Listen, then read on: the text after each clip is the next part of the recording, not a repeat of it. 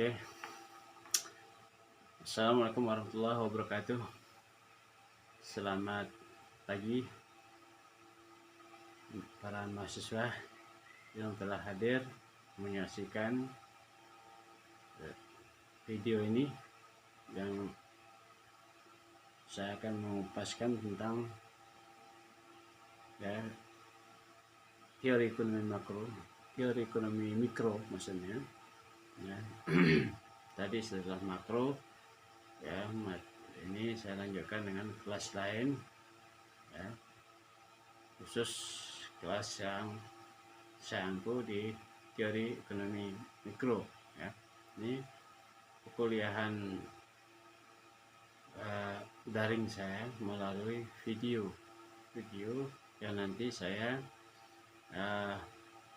uploadkan ke YouTube. Dari YouTube saya sharekan lagi ke grup WA Anda. Nah, silakan nanti Anda buka YouTube itu, Anda simak video itu sampai terakhir. Kemudian Anda subscribe. Nanti setelah itu Anda screenshot, Anda kirimkan ke grup WA teori ekonomi mikro lagi. Bapak bisa ngecek siapa-siapa yang menonton video ini, karena ini merupakan bagian dari penjelasan materi teori ekonomi mikro dari awal sampai nanti akhir semester, di luar tatap muka. Nanti tatap muka Bapak akan menjelaskan materi-materi lainnya. Nah,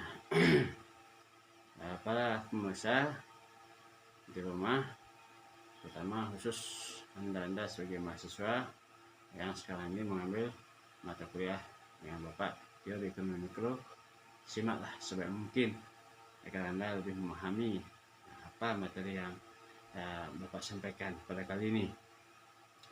Oke, saya akan menjelaskan apa yang dimaksud dengan teori ekonomi mikro. Apa yang Anda pelajari di teori ekonomi mikro?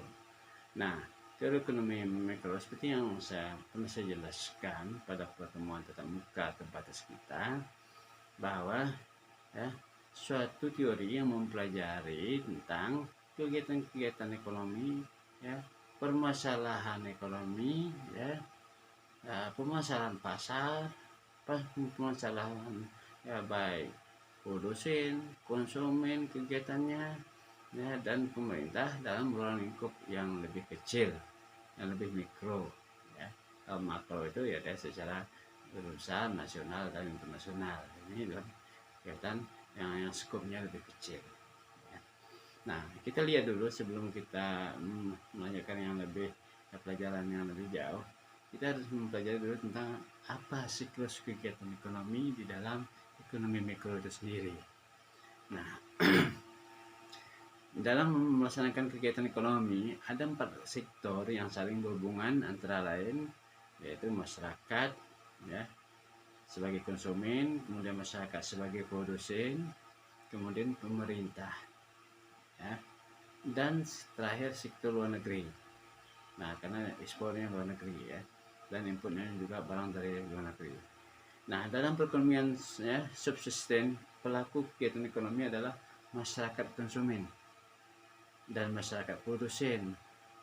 Kedua pelaku tersebut saling berhubungan dalam memenuhi kebutuhannya. Nah, jadi masyarakat sebagai konsumen, masyarakat sebagai produsen, dia saling melengkapi kebutuhannya. Nah, produsen menjual produknya kepada konsumen setelah melalui hasil produksi, produksi. Kemudian produsen juga membutuhkan bahan-bahan produksi dari konsumen, membeli dari konsumen. Contohnya misal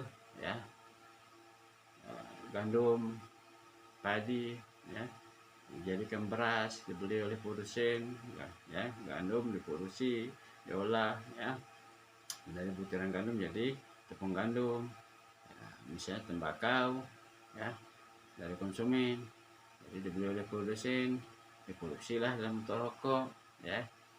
Nah, kemudian besi, ya, karet dibelilah oleh itu produsen, dijadikanlah misalnya sepeda motor, mobil.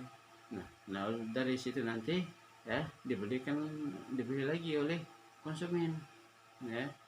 Nah, bahan mentahnya konsumen menyediakan, dibeli oleh produsen, kemudian produsen setelah melalui pengolahan, ya, setelah diproduksi dijualkan lagi pada konsumen. Maka disebut itu masyarakat sebagai konsumen, masyarakat sebagai produsen, ya.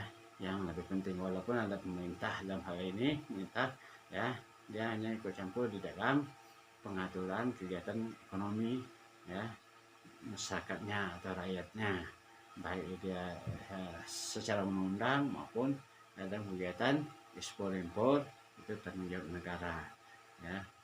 Nah, kemudian di sini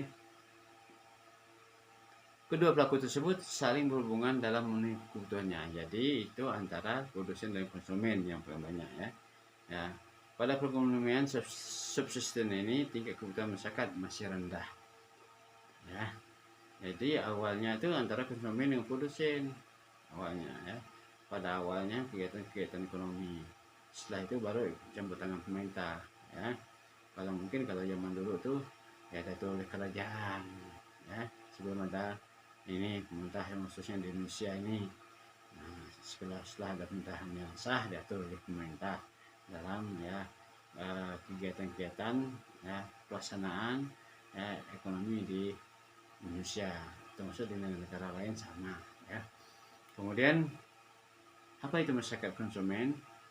Masyarakat konsumen adalah pemilik faktor produksi seperti tanah, modal, tenaga kerja, dan entrepreneur, ya. Nah, itu kan yang dimiliki oleh konsumen, ya, masyarakat konsumen. Mereka menjual faktor produksi, ya, dan memperoleh pendapatan berupa sewa, bunga, upah, gaji, dan keuntungan atas faktor produksi yang dimilikinya, yang telah dibeli oleh produsen. Nah, itu yang Bapak saya katakan tadi, bahwa itu yang dibeli oleh produsen. Nah, dari berbagai sumber pendapatannya mereka menggunakan untuk membeli keperluan rumah tangganya.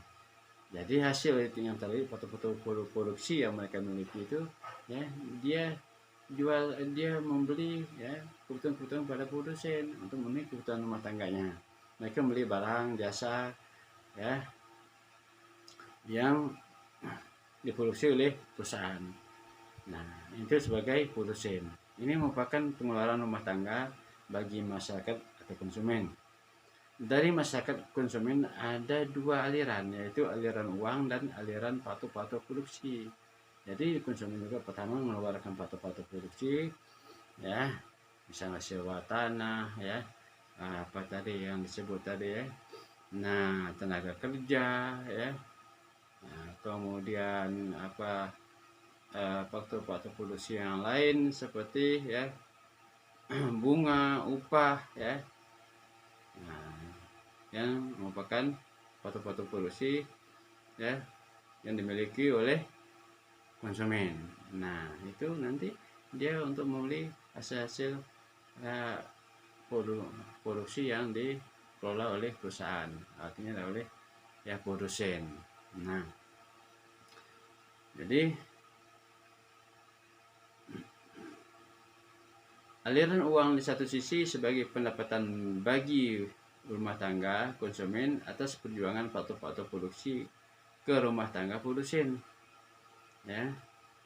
Jadi aliran uang di satu sisi sebagai pendapatan bagi rumah tangga yang dari produsen tadi, ya, sebagai aliran rumah tangga, ya, pendapatan rumah tangga konsumen atas penjualan faktor produksi ke rumah tangga produsen, ya. Dan di sisi yang lain juga merupakan pengeluaran atas barang dan jasa yang dibeli dari rumah tangga produsen, ya. Jadi perusahaan juga mengeluarkan uang, ya, untuk membeli berbagai faktor produksi, ya, kepada konsumen oleh produsen, ya. Nah, jadi alirannya, ya. aliran faktor produksi mengalir ke rumah tangga produsen sebagai bahan baku dan aliran barang yang dijual dari rumah tangga produsen. Nah, jadi ada dua aliran pada dasarnya ya. Nah, kegiatan ekonomi ya dalam skala sempit ya. Nah, aliran faktor produksi dari rumah tangga produsen sebagai bahan baku dan aliran barang yang dijual dari rumah tangga ya produsen itu ya. Nah, masyarakat produsen itu adalah perusahaan yang memproduksi barang dan jasa hasil olahan dari faktor-faktor produksi ya. Mereka memperoleh barang jasa dibutuhkan masyarakat atau konsumen sebagaimana disebut sebagai produsen atau sebagai perusahaan. Nah, masyarakat produsen adalah perusahaan yang memproduksi barang dan jasa yang dihasilkan ya, faktor produksinya tadi hasil membeli kepada konsumen, kembali lagi kepada produsen ke konsumen mengeluarkan uang lagi ya kepada produsen ya. Uang itu dihasilkan dari faktor produksi tadi ya.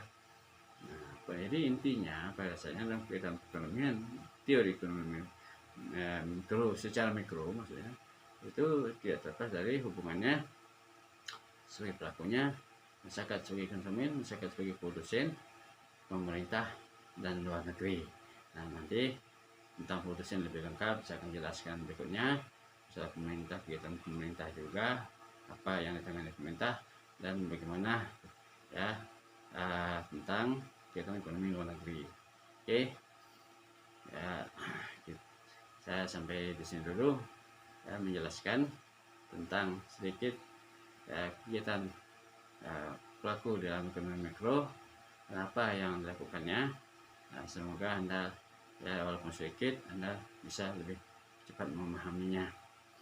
Jadi saya ucapkan jangan lupa subscribe nanti ya. Terakhir kemudian Anda screenshot kirimkan ke grup WA ya. Sampai jumpa di edisi berikutnya. Assalamualaikum warahmatullahi wabarakatuh. Selamat pagi dan salam sejahtera. Semoga sehat selalu.